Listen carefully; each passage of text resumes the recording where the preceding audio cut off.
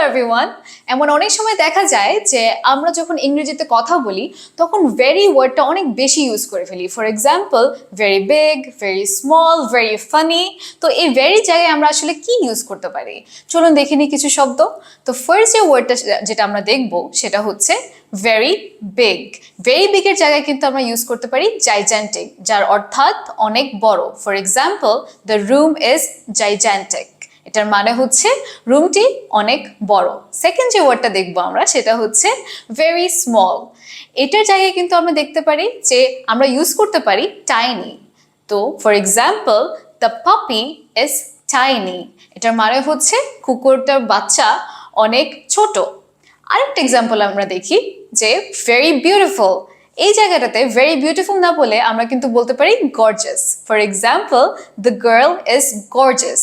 এর মানে হচ্ছে মেয়েটি অনেক সুন্দর।